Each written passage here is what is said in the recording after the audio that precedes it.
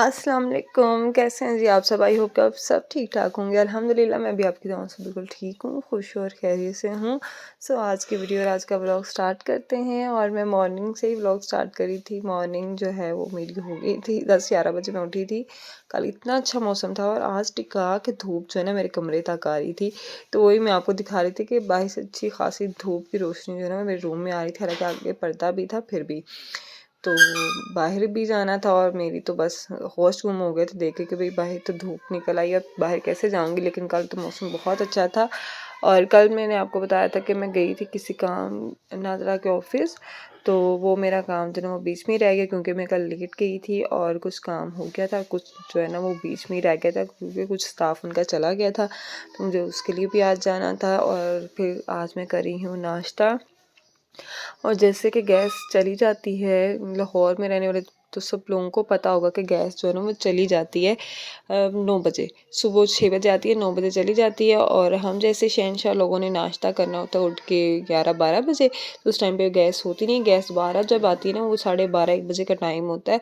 और मुझे जाना था तो मुझे नाश्ता करना, तो मुझे कुछ समझ नहीं आई थी मैं क्या खाऊँ। तो मैंने बस अंडा उठाया, उसको प्लेट में रख के माइक्रोवेव में रख दिया।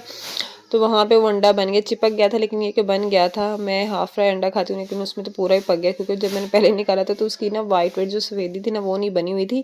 और बाद में जब मैंने वो रखा तो फिर साथ में येलो पार्ट भी उसका पक गया अच्छे से। खैर मैंने वो खा लिया। ब्रेड के स्लाइसेस काफ़ी ठंडे थे तो उनको मैंने रख दिया उसमें सैंडविच मेकर में।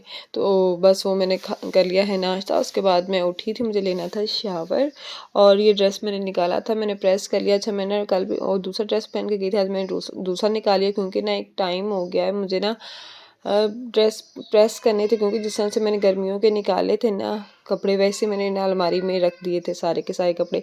तो उनकी इतनी बुरी सिलवटें थी ना, मुझे ये था कि एक दफ़ा पहन लूँगी ना तो फिर वॉश कर लूँगी तो उनकी सिलवटें जो पुराने वाली हैं वो निकल जाएंगी। इसलिए फिर मैं ना सारे सूट जो है ना एक एक दफ़ा पहन के रखे जा रही हूँ, उनको वॉश कर लूँगी बाद में।